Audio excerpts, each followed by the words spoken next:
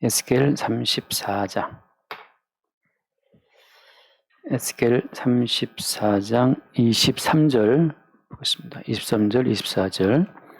내가 한 목자를 그들 위에 세워 먹이게 하리니 그는 내 종 다윗이라. 그가 그들을 먹이고 그들의 목자가 될지라. 나 여호와는 그들의 하나님이 되고 내 종 다윗은 그들 중에 왕이 되리라. 나 여호와의 말이니라. 아멘. 자, 오늘은 주님께서 한 목자를 이스라엘 위에 세우시는데 그 목자의 이름이 뭐죠? 내가 한 목자를 그들 위에 세워서 먹이게 할 텐데 그는 내 종 다윗이라 라고 하잖아요. 다윗이라는 사람을 이스라엘의 목자로 세우시겠다 이렇게 말씀하시는데 지금 다윗은 언제적 사람이에요? 다윗은 이 시대에 있어요, 없어요? 지금 에스겔이 예언하던 이 시대에 다윗은 없죠. 이미 다윗은 300~400년 전에 이미 죽은 사람이에요. 죽어서 무덤에 들어간 사람이 다윗인데 새삼 지금 또 주께서 다윗을 목자로 세우겠다 이렇게 말씀하시니까 아니, 무덤 속에 들어가 있는 낯선 자를 어떻게 다시 끄집어낼 것인가. 그래서 문자대로 성경을 보게 되면 성경을 참 풀기가 어려워지는 거죠. 그래서 이미 300~400년 전에 죽은 그 다윗을 다시 목자가 되게 하겠다. 그래서 내가 그들을 먹이겠다. 이렇게 말씀하시기 때문에 문자 그대로 보게 되면 다윗이 다시 그럼 부활한다는 이야기인가? 이렇게 볼 수 있겠죠. 그런 이야기가 아닌 거예요. 그럼 이 이야기가 무슨 이야기냐? 또 뒤에 말씀 보면 나 여호와는 그들의 하나님이 되고 내 종 다윗은 그들 중에 왕이 될 것이다 한단 말이죠. 그래서 유대인들도 이 말씀을 대할 때 이제 이 말씀을 어떤 메시아적 예언으로 봤습니다. 그래서 앞으로 다윗의 혈통 가운데에서 메시아가 오신다 이렇게 봤다고 하는 거죠. 근데 뭐 그 해석이 일단 맞죠.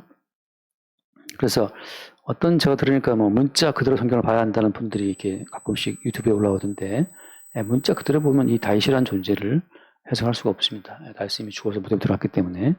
그래서 이 말씀 자체는 지금 메시아적 예언이라고 하는 거죠. 그래서 성경에서 이 다윗에게 했던 언약이라는 것이 있어요. 지금 뜬금없이 갑자기 뜬금없이 에스겔서에 나온 다윗을 앞으로 오실 메시아다 이렇게 보는 게 아니라 이미 다윗에게 하신 언약이 있다는 거죠. 다윗에게 했던 언약의 기반을 두고 이 다윗은 언약적 다윗이기 때문에 바꿔 말하면 언약적 모형으로서의 다윗이기 때문에 이 다윗은 장차 오실 다윗의 후손으로 오실 메시아를 의미한다고 보는 거예요. 잠깐 말씀 봅시다. 사무엘 하 7장을 볼게요. 그렇게 이 에스겔에서 나와 있는 이 다윗을 메시아적 해석으로 볼 수 있는 근거가 사무엘하 7장입니다. 좀 길긴 하지만 띄엄띄엄 볼게요. 사무엘하 7장 5절 말씀에 가서 내 종 다윗에게 말하기를 여호와께서 이와 같이 말씀하실 때 네가 나를 위하여 내가 살 집을 건축하겠느냐. 앞에 부분 보진 않았지만 다윗이 성전을 건축할 계획을 세웠어요. 그래서 선지자한테 물어봤죠. 선지자한테 물어보니까 선지자가 일단 듣고 나서 성전 건축하겠다고 오케이 좋다 진행해 라고 했는데 그날 밤에 여호와께서 선지자에게 말씀하시기를 다윗에게 말을 해라. 핵심이 뭐냐면 내가 살 집을 건축하겠느냐 하고 이제 주께서 말씀하시는 거예요. 바꿔 말하면 성전 자체를 건축할 필요가 없다고 지금 말씀하시는 겁니다. 그래서 6절 말씀 7절 보고 눈으로 보시고 7절 보세요. 이스라엘 자손과 더불어 다니는 모든 곳에서 내가 내 백성 이스라엘을 먹이라고 명령한 이스라엘 어느 지파들 가운데 하나에게만 내가 말하기를 너희가 어찌하여 나를 위하여 백향목 집을 건축하지 아니하느냐고 말하느냐. 한 번도 하나님께서는 성전을 지으라고 12지파 가운데 한테 명령하신 적이 있다 없다? 없다는 거죠. 그러니까 성전 건축하는 이 의도는 이 계획은 순전히 어때요? 순전히 지금 다윗에 나온 계획입니다. 다윗이 이런 계획을 왜 세운 거예요?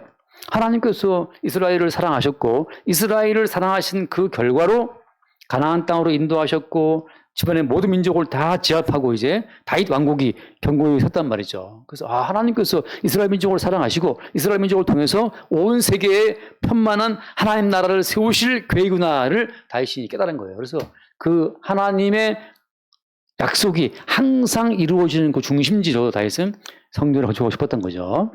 근데 오늘 주님께서 하신 말씀이 내가 언제 너희들한테 성전 건축하라고 했느냐라고 말씀하시는 거예요. 그래서 이제 그 뒤에 말씀 맞아볼게요.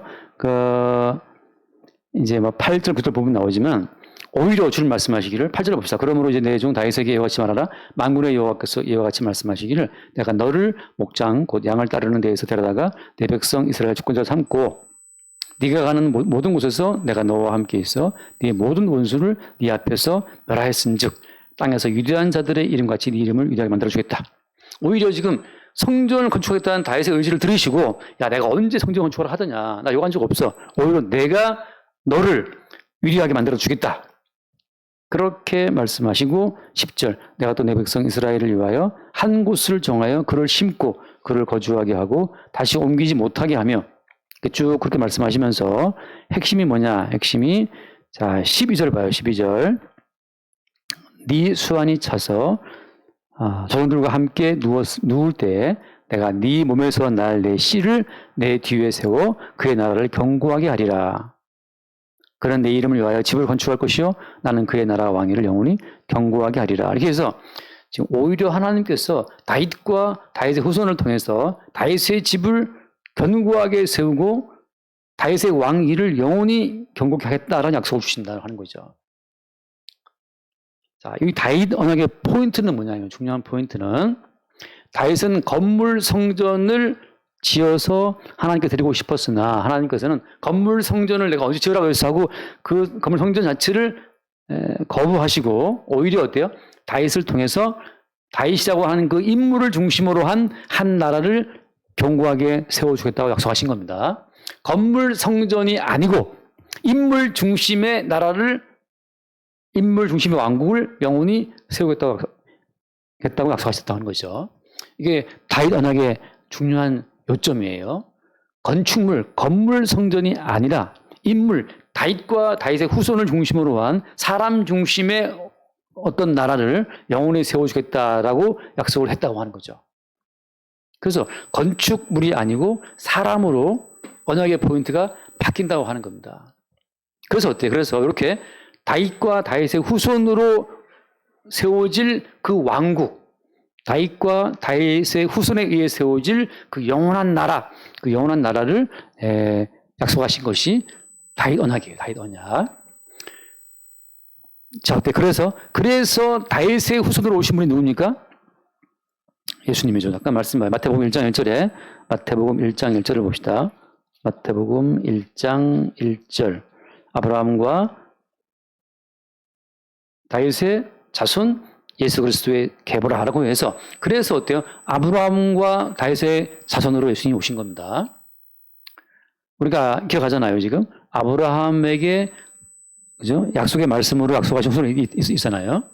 그 이삭이었는데 사실 그것이 누구였어요? 아브라함의 약속의 어떤 그 핵심 포인트가 누구였습니까? 잠깐 말씀 봐요. 갈라디아서 3장 말씀, 갈라디아서 3장 16절 말씀, 갈라디아서 3장 16절 같이 봅시다. 이 약속들은 아브라함과 그 자손에게 말씀하신 것인데 여럿을 가리켜 그 자손들이라 하지 아니하시고 오직 한 사람을 가리켜 네 자손이라 하셨으니 곧 누구다? 그리스도라. 그러니까 아브라함에게 하신 약속, 그 자손도 어때요? 아브라함에게 하신 자손들도 사실은 누구였습니까? 한 사람 한 사람 예수님을 가리킨 약속이었다고 하는 거죠. 자, 똑같아요. 지금 아브라함의 후손의 약속도 누구한테로 다 모아지는 거예요? 그리스도로 모아지는 거고 똑같이 어때요? 다윗의 후손도 어때요? 동일하게 그리스도로 모아진다고 하는 거죠. 그래서 마태복음 1장 1절 뭐로 시작하는 겁니까? 아브라함과 다윗 자손 예수 그리스도의 세계라고 모아지는 거예요.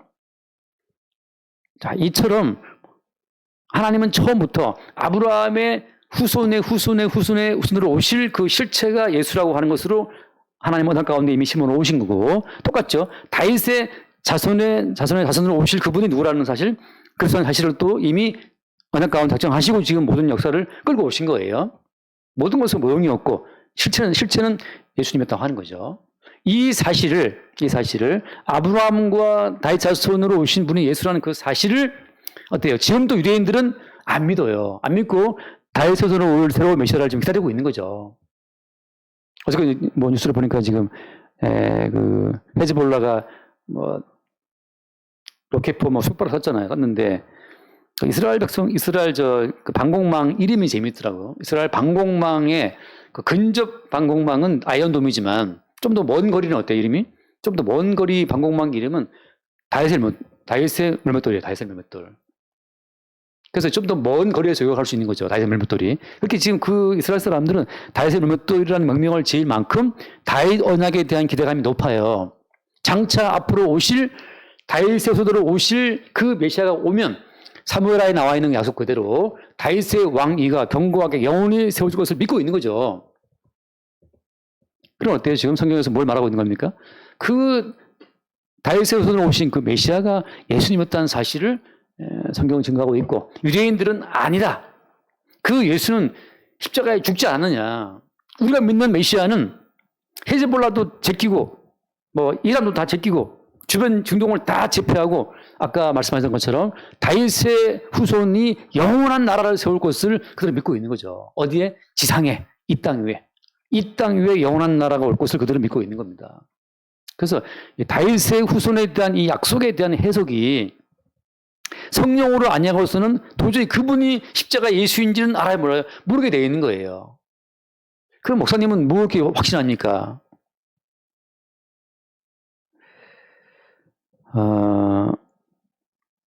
일단 잠깐 요한복음 2장을 보면, 그래서 이 참 딱한 이야기지만 한국에서 목사하기를 받고 목사까지 되신 분이 미국에 유학 가서 신학으로만 성경을 보게 되면 유대인들의 해석도 상당히 솔깃하게 들어갑니다, 이게. 그래서 어떤 목사님 약간 정신이 이상해진 분도 있어요. 성령 없이 성경을 보게 되면 결국은 사람의 이론에 휘둘리게 되는 거죠. 그러니까 수없이 많은 교회가 있지만 성령 없이 성경을 보게 되면 심지어 유대인들 해석에도 휘둘리는 거예요. 제 후배 하나도 지금 법대 나온 후배 영국 유학 갔다가 거기서 유대인들을 만나갖고 사귀면서 지금은 히브리 대학까지 유학 갔다가 이제 한국 왔는데, 그 친구는 매일 그냥 이스라엘 민족의 우수성에 이제 반해가지고 마치 말하자면 이제 유대인들이 기다리고 있는 어떤 그 메시아, 힘 있는 메시아에 대한 어떤 희망을 갖고 있어요. 참 희한하더라고요. 그렇게 이론만 가지고 오면 너무 헷갈리는 거죠. 요한복음 2장 말씀 봅시다. 19절 말씀. 예수께서 대답하여 이르시되 너희가 이 성전을 헐라 내가 사흘 동안에 일으키리라. 다음 유대인들이 이르되 이 성전은 40년 동안 지었거늘 네가 3일 동안 일으키겠느냐 하더라. 21절 같이 봐요. 그러나 예수는 성전된 자기 육체를 가리켜 말씀하신 것이라. 22절 죽은 자 가운데서 살아나신 후에야 제자들이 이 말씀하신 것을 기억하고 성경과 예수께서 하신 말씀을 믿었더라. 이 성전을 헐어라. 왜냐하면 이미 다윗 언약 가운데에서 이미 건물 성전이 아니라 다윗과 다윗의 후손이라고 하는 인물 중심의 새로운 어떤 왕국을 주님이 약속을 했고, 예수님 없어서 어때요? 예수님 본인이 다윗 언약의 실체이기 때문에 성전 이거 헐어버려라. 내가 이미 처음부터 다윗에게 내가 언제 성전을 요구했냐 한 것처럼 성전 자체가 의미가 없어요. 내가 성전의 실체이기 때문에. 그걸 언제 알았습니까? 예수님이 십자가에 죽고 다시 살아나신 후에야 저희들이 그걸 믿었어요. 그때가 언제입니까? 살아나신 후에 예수의 영이 온 그 다음에 깨닫는 거예요. 성령 받지 못한 사람들은 영원히 미래 가운데 헤매는 겁니다. 미래 가운데에서. 잠깐 말씀 봐봐요. 그 로마서 1장을 봅시다. 로마서 1장을 보면 로마서 1장 3절 말씀입니다. 지금 성령을 받은 사도 바울이 로마서를 기록할 때 뭐라고 하냐면 3절 그의 아들에 관하여 말하면 육신으로는 다윗을 통해서 나셨고라고 하잖아요. 그러니까 지금 사도 바울은 사무엘에 약속하신 그 다윗의 혈통으로 오실 그 왕이라고 하는 그분은 누구시다? 예수라는 사실을 사도 바울도 옛날에는 안 믿었어요. 정통 유대인일 때 바울은 안 믿었지만 다메섹에서 부활하신 예수를 만나고 나서부터 다윗의 후손으로 오실 그분이 그 참된 왕이, 유대인의 왕이 십자가에 죽이신 예수였다는 사실을 다윗이 그때 아는 거죠. 그 전까지는 다메섹에서 예수를 만나기 전까지 사도 바울은 똑같이 어때요? 장차 오실 메시아가 예수라는 사실은 전혀 믿지 못했죠. 오히려 미친 이단이라고 생각했기 때문에. 그런 것처럼 지금 예수의 영이 온 그 다음부터 바울이 또 보니까 어때요? 그 아들은 다윗을 통해 오셨다. 그분이 예수라는 사실을 안 거죠. 그 뒤에 말씀입니다. 4절 말씀. 성결의 영으로는 주자들 가운데서 부활하사 능력으로 하나님의 아들로 선포되셨으니 곧 우리 주 예수 그리스도시라.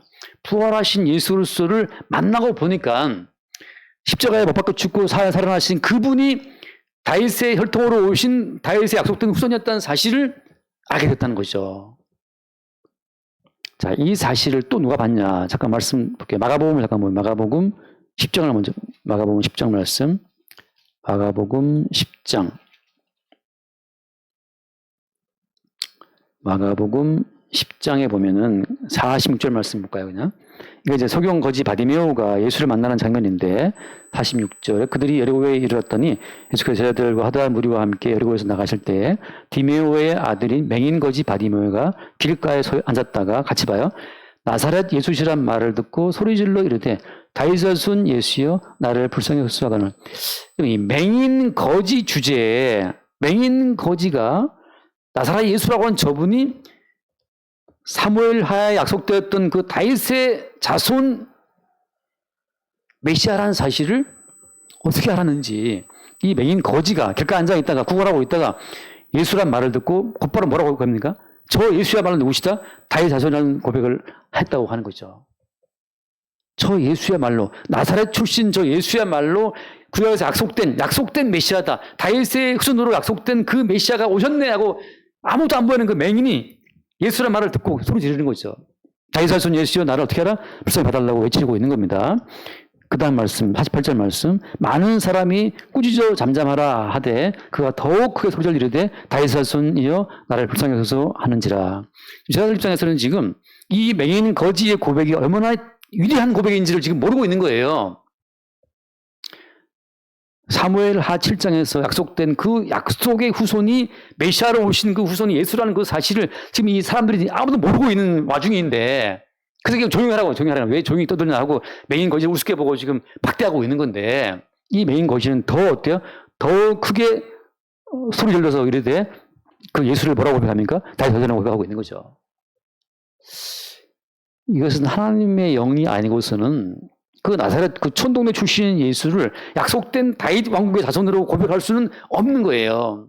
그래서 뒤에 다 맞지만 그래서 예수님께서 이 사람을 눈을 보게 하고 이제 그 맹인 거지가 예수님을 따라 동행합니다. 놀라운 기적이죠. 자, 그런 것처럼 지금 약속된 그 왕국의 실체적인 실체가 예수라는 그 사실을 성경이 증거하고 있다고 하는 거예요. 자, 그러면 이제 중요한 오늘 포인트는 이겁니다. 또 포인트는 그렇게 약속된 그 목자가 다윗이고 그 다윗의 후손으로 오실 그분이 바로 이스라엘의 참된 목자가 되어서 그들을 왕으로 통치한다라고 하는 이 사실이 다 사무엘서부터 선지서로부터 시상에 와서 어때 성령으로 말미암아서 이제 예수 그리스도라는 분으로 실체된다고 하는 건데 이 사실을 왜 우리 하나님께서는 하필 다윗이 죽은 몇백 년 후에 다시 말씀하시는 겁니까? 바꿔 말하면 에스겔 때는 이미 어때요? 이스라엘은 망해버렸잖아요.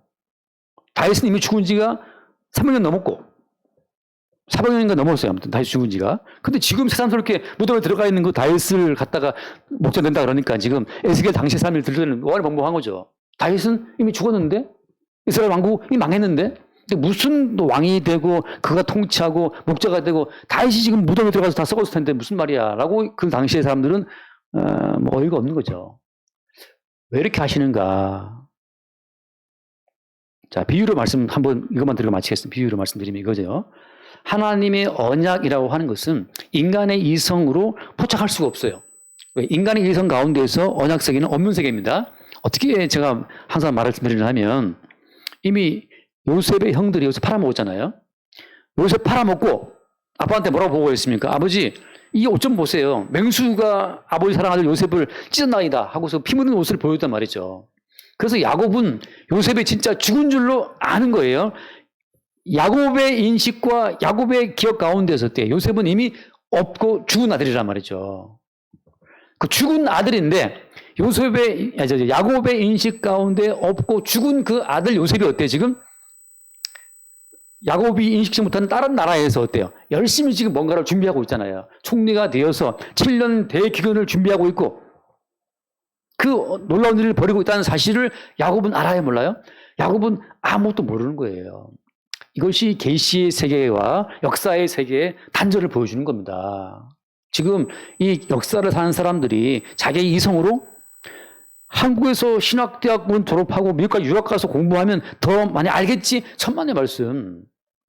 정신 나가 돌아오는 거예요. 왜? 인간의 이성으로서는 계시의 세계에 활동하신 예수님이 전혀 포착 안 되고 감지가 안 되기 때문에 야곱이 그렇게 요셉을 사랑했지만 야곱의 인식 가운데 요셉은 죽은 자라고 없는 자라고 없는 자. 따라서 어때요? 계시의 주인공이신 우리 주님께서 벌이시는 그 모든 일에 역사를 사는 인간들은 실 한 오라옥이 붙을 수도 없다. 붙을 수가 없는 겁니다. 뭐 목사를 하고 집사를 하고 뭐 장로를 하고 교회 선교도 어때요? 인간이 벌이는 그 모든 일로서는 예수께서 벌이시는 그 전적인 계시적인 사역 가운데에서는 하나도 붙을 수가 없는 것이 인간이에요. 오히려 그 안 보인다고 해서 오히려 비난하고 믿지 않고 불신하죠. 그 형들이 애굽에 갔다가 돌아와서 아버지 요셉이 살아있더이다. 안 믿었어요. 무슨 말도 안 돼. 죽은 지가 언젠데 그걸 믿어요. 그것처럼 예수님께서 다윗의 후손으로 오실 참된 메시아라고 하는 그 사실은 인간의 이성으로서, 인간의 인식으로서는 도저히 감잡을 수도 없고 믿을 수 없는 사건이라는 말이죠. 믿을 수가 없는데 석영거지 바디메오가 예수를 보고 그 초라한 천둥 내주신 나사렛 예수를 란 말을 듣고 고백하기를 다윗의 손 예수여 했단 말이죠. 이건 엄청난 고백이에요. 자, 그래서 오늘 이 사건의 결론적으로 한번 읽고 마칩시다. 사도행전 2장을 보면 사도행전 2장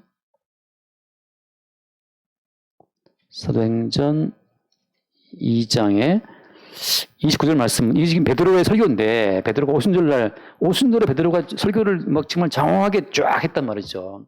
이 많이 배우지 못한 무식한 베드로인데 오순절날 예루살렘에서 이 설교를 할 때 이 설교를 듣고 그 당시 아무튼 3,000명이나 사람들이 유대인들이 예수를 믿고 돌아왔어요. 그 놀라운 설교인데 한번 29절 말씀 앞에 다 빼고 그냥 결론만 29절. 형제들아 내가 조상 다윗에 대하여 담대히 말할 수 있다. 다윗이 죽어서 장사되어서 그 묘관까지 우리 중에 있다. 그러니까 똑같아. 에스겔 시대에도 이미 다윗은 죽어서 무덤에 들어갔단 말이죠. 근데 그 시대에 에스겔이 말하기를 장차 다윗이 너희에게 목자가 되고 왕이 된다. 그게 말하니까 역사를 사는 당시 에스겔 시대 사람들 입장에서는 나라는 망했고 다윗은 무덤에 들어가 있는데 무슨 다윗이 우리 왕이 돼. 역사를 사는 이스라엘 백성들의 인식으로는 도저히 믿을 수 없는 말을 에스겔이 막 했던 겁니다. 똑같이 다시 오늘 베드로가 말하죠. 30절. 그는 선지자라 하나님이 이미 맹세하사 그 자손 중에서 한 사람을 그 위에 앉게 하리라 하심을 알고 다윗도 미리 알고 있었어요. 자기 위에 오시게 될 한 분을 대해서 31절 미리 본고로 그리스도의 부활을 말하되 그가 음부의 버림이 되지 않고 그의 육신이 썩음을 당하지 아니하리라 하더니 32절 이 예수를 하나님이 살리신지라 우리가 다 이 일의 증인으로다. 그래서 지금 이 다윗도 말했던 것처럼 다윗 본인은 썩지만 장차 썩지 않고 죽지 않을 한 분이 온다는 사실을 다윗이 예언을 했단 말이죠. 다윗은 자기의 죽음을 통해서 죽지 않는 예수를 미리 예언한 겁니다. 에스겔처럼. 그래서 그 뒤에 말씀 쭉 그냥 눈으로 보시고 36절 볼까요? 36절. 그런즉 이스라엘 온 집은 확실히 알지니 너희가 십자가에 못 박은 이 예수를 하나님이 주와 그리스도가 되게 하셨느니라 아니라. 여기에서 바로 이겁니다. 제가 지금 왜 에스겔 때 이미 다윗은 죽어 무덤에 들어가 있고 이스라엘이 이미 망해버렸는데 포로에 지금 발로 끌려와 있는 와중인데 무슨 다윗이 목자가 되고 다 이스라엘 나라가 세워준다는 그 말을 하느냐라고 할 때 그렇게 함으로 말미암아서 장차 세워질 하나님 나라에 대해서 이스라엘 백성들은 1%도 개입할 수 없는 거예요. 그럼 어떻게 그 나라에 참여되느냐 하면 이 말씀처럼 너희가 십자가에 못 박은 이 예수를 하잖아요. 자, 장차 올 목자와 왕 되신 그 참된 다윗에게 누가 양으로 부느냐 하면, 자, 다시 장차 유대인의 왕으로 오실 그 다윗, 장차 목자로 오실 그 다윗에게 누가 참된 백성으로, 참된 양으로 양합하겠습니까? 누구예요? 여기 말씀처럼 너희가 십자가에 못 박은 이 예수를라고 해서 내가 바로 예수님을 십자가에 못 박은 죄인이라고 하는 것을 알게 되는 그 사람들이 어때요? 자기의 공로, 자기의 의로움, 자기의 가치가 1도 포함되지 않은 100% 주의 용서를 입는 자 입장에 어떻게 설 수 있는 겁니까? 내가 예수를 찔렀다고 하는 거. 내가 예수를 찌른 자로 용서를 입어야 100% 용서하시는 은혜만 채워지겠죠. 이건 참 역설인데, 역설. 그래서 내게 어떤 메시아를 미리 알아본 어떤 의로움이 있다면 어때요, 우리는? 100% 주의 용서의 은총을 더듬을 수가 없어요. 내 공로가, 알아본 공로가 있고, 모셔드린 공로가 있으니까. 아까 바디메오처럼 하나님의 영으로 말미암아 고백이 된 사람들은 그들 본인이 압니다. 무엇으로? 이 고백은 내가 아니고 무엇이다? 주의 영으로 했다는 고백을 알죠. 그래서 베드로 같은 경우에도 주님에 대한 고백을 베드로가 한 다음에 어떻게 돼요? 곧바로 사탄을 물러나는 책망을 받잖아요. 그러면서 베드로가 했던 그 모든 고백이 베드로의 자연적인 이성의 고백이 아니었다는 사실이 사탄아 물러가라는 고백을 통해서, 책망을 통해서 드러나는 거예요. 베드로 개인적인 우수함으로 말미암아서 예수를 그리스도로 알아본 것이 아니고 하나님의 영으로 알아봤다는 그 사실을 뭐로 입증한다고요? 곧이어 베드로가 사탄아 물러가라는 책망을 받음으로 말미암아, 아, 베드로의 내부적인 요소로 알아본 게 아니었구나, 이게. 그런 것처럼 모든 인간들은, 그러니까 주님 목자로 세워질 예수에 의해서 양떼로 편입되는 그들은 누구냐? 예수님과의 관계가, 내가 못 박아 주인 분이 예수 그리스도라는 그 사실을 고백하게 되는 그 사람들이 바로 목자 되신 다윗의 양이고 왕 되신 다윗의 백성이 되는 겁니다. 그래서 니들이 십자가에 못 박은 이 예수를 하나님이 주와 그리스도가 되게 했다. 니들이 팔아먹은 동생 요셉이 애굽 전국의 주가 되어서 너희들의 생존권을 주장한다라는 그 사실. 그와 똑같이 우리가 배반하고 우리가 팔아먹은, 우리가 배신한 그 예수님이 우리에게 메시아 왕으로 목자라고 오심으로 말미암아서 우리는 우리의 공로는 1도 없이, 우리가 예수를 팔아먹고 우리가 배반하고 우리가 예수님 모른다고 생각 부인하고 우리는 돈 때문에 예수 부인하지, 마음속에 음심으로 예수님 부인하지, 온통 우리의 삶은 예수를 부정하는 천재란 말이죠. 그래서 그냥 돈 없으면 낙심하고, 사업이 안 되면 낙심하고, 뭐 일이 안 풀리면 그냥 낙심하고. 왜냐하면 우리의 목자가 예수라는 사실 우리가 부정하고 돈이 나의 목자고 뭐 사업이 나의 목자고 되다 보니까 우리는 그런 것에 휘둘리고 있다는 거죠. 따라서 어때? 그것 때문에 우리가 예수를 수시로 예수 버리는 거죠.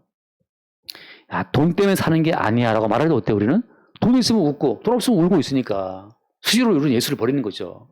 그렇게 예수를 못 박은 우리가, 우리에 의해서 죽임당한 예수님의 용서의 은혜를 입을 때는 어때요?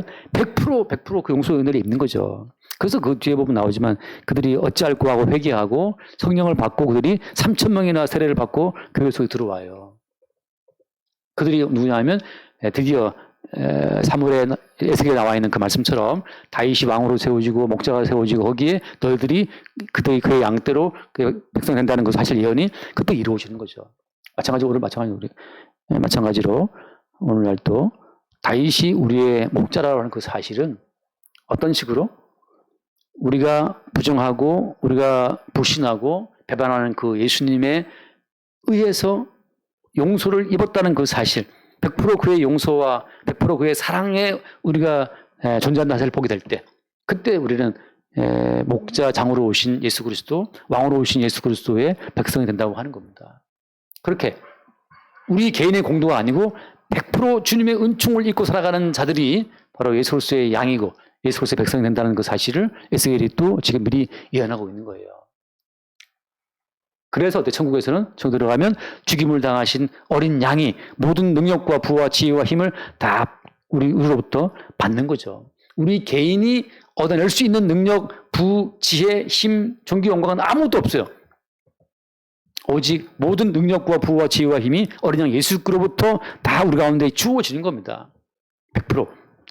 그들이 바로 예언된 다윗, 실제로 오신 예수 그리스도의 양떼가 되고 백성이 되어서 은총을 입는 자라고 하는 거죠. 날마다 우리의 삶이 그렇게 다윗의 후손으로 오신 예수 그리스도 앞에 우리 개인의 공로 없이 100% 그의 은총, 100% 그의 사랑, 그의 이루심의 그 공로로만 충만한 어떤 삶 가운데 우리가 살고 있음을 깨닫고 또 찬송을 시키길 바랍니다. 기도하겠습니다. 주님, 나라 망하고 다윗은 이미 죽어 무덤에 들어갔는데 주께서 장차 다윗을 목자로 세우고 왕으로 세운다는 약속을 주셨을 때에는 이미 다윗과 다윗의 후손들에게 약속하신 영광스러운 나라에 대한 약속이 이미 앞에 있었음을 성경을 통해서 우리가 발견합니다. 다윗의 약속된 후손으로 오신 그 예수 그리스도께서 우리에 의해 배반당하고 우리에 의해서 찔림을 당했으나 오히려 우리를 용서하시는 그의 피를 더 씌움으로 말미암아 우리로 하여금 그의 양떼가 되고 백성되게 하신 그 은총을 늘 새롭게 깨달아 또 찬송케 하여 주옵소서. 우리 주 예수를 기도드립니다. 아멘.